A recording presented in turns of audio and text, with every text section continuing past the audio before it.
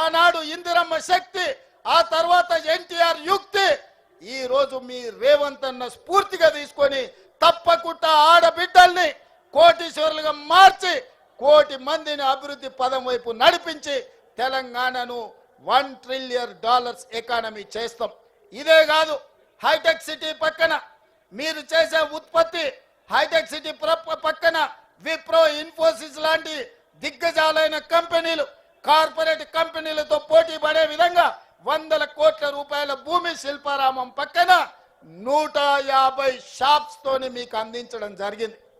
మీరు నలుమూలల నిర్మల్ పెయింటింగ్స్ కావచ్చు, ఆదిలాబాద్లో గిరిజనుల కళా వృత్తులు కావచ్చు, తెలంగాణ రాష్ట్రం నలుమూలలో వంటలు కావచ్చు, లేకపోతే తిను బండారాలు కావచ్చు, మీరు చేసే ఉత్పత్తులు అంతర్జాతీయ మార్కెట్ కలిగే విధంగా హైటెక్ సిటీ పక్కన మీకు ఇందిరా మహిళా శక్తి ఒక బజార్ను, ఒక మార్కెట్ హబ్ను మీకోసం క్రియేట్ చేసినాం.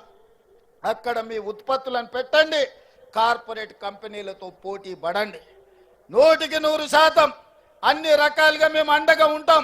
రాబోయే రోజుల్లో మీరు ఉత్పత్తి చేసే అమ్మే వస్తువులకు ఏవైనా పన్నులు ఉంటే ఆ పన్నులను కూడా మా బట్టి విక్రమార్క గారితో మాట్లాడి ఆ పన్నుల నుంచి కూడా మీకు మినహాయింపుని ఇవ్వడానికి కుల వృత్తులు, చేతి వృత్తులతో మీరు చేసే ఉత్పత్తులను ప్రతి రూపాయి మీకు వచ్చే విధంగా మీరు మెటీరియల్ కొనుక్కోవాలి అంటే ఆ మెటీరియల్కి అవసరమైన లోన్లను కూడా మా బట్టి విక్రమార్క గారితో మీకు ఇప్పించి బైబ్యాక్ గ్యారంటీ ఇచ్చే విధంగా ఈ రోజు తీర్చిదిద్దుతాం.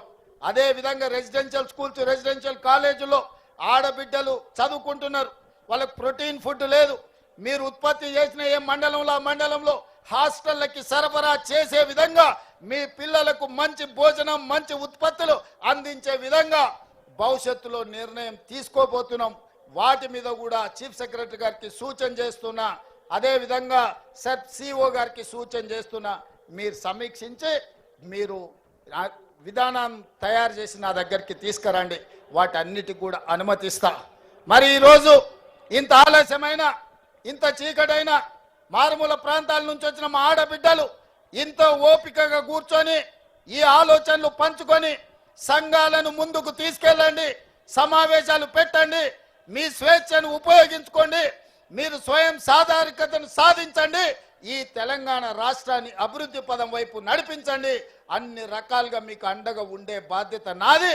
ఇవాళ బీఆర్ఎస్ వాళ్ళు ఏడుస్తున్నారు. శ్రీశైలం లెఫ్ట్ బ్యాంక్ టన్నెల్ కూలితే జనాలు చచ్చిపోతే వాళ్ళు సంతోషంతో డ్యాన్స్ చేస్తున్నారు. ఏనైనా రోడ్డు మీద యాక్సిడెంట్ జరిగి ఎవరైనా చచ్చిపోతే వాళ్ళు సంతోషపడుతున్నారు. ఏనైనా పంట ఎండిపోతే వాళ్ళు సంతోషపడి గంతులు వేస్తున్నారు. ఇంత పైశాచిక ఆనందం ఎక్కడన్నా ఉంటుందా? ఏందయ్యా వాళ్ళ ఆలోచన? టన్నెల్ కూలితే రేవంత్ రెడ్డిని తిట్టొచ్చు, రోడ్డు మీద ప్రమాదం అయితే రేవంత్ రెడ్డిని తిట్టొచ్చు, కాళేశ్వరం కూలిపోతే రేవంత్ రెడ్డిని తిట్టొచ్చు, ఎండకు పంటలు ఎండిపోతే రేవంత్ రెడ్డిని తిట్టొచ్చు. నన్ను తిట్టడం కోసం మీ పైశాచిక ఆనందం మంచిదా అని బీఆర్ఎస్ వాళ్ళు నేను అడుగుతున్నా. 10 ఏళ్ళు ఏల్తిరి దోసుకుంటురి, 10 నెలలు కూడా కాలేదు, అప్పుడే ఈ ఏడుపులు పెడబొబ్బలేంది? ప్రజలు చచ్చిపోతుంటే బాధతో ప్రభుత్వానికి అండగా నిలబడాలి. ప్రజలకు ఏదైనా కష్టం వచ్చినప్పుడు మనందరం కలిసికట్టుగా ఆదుకోవడానికి ఆలోచన చేయాలి. ప్రజా సమస్యల్ని 10 ఏళ్ల పరిపాలన అనుభవం ఉన్న మీరు మాకు సూచన చేయాలి.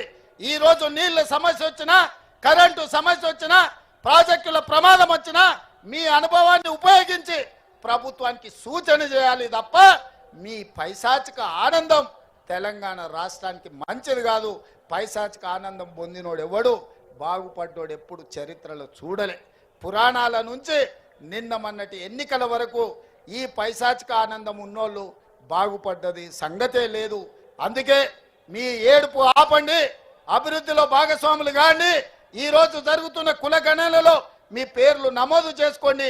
మా ఆడబిడ్డలు చేసే అభివృద్ధిలో కూడా మీరు భాగస్వాములు కావాలి. మా ఆడబిడ్డలు పట్టుదలతోని ముందుకు వచ్చిండ్రు.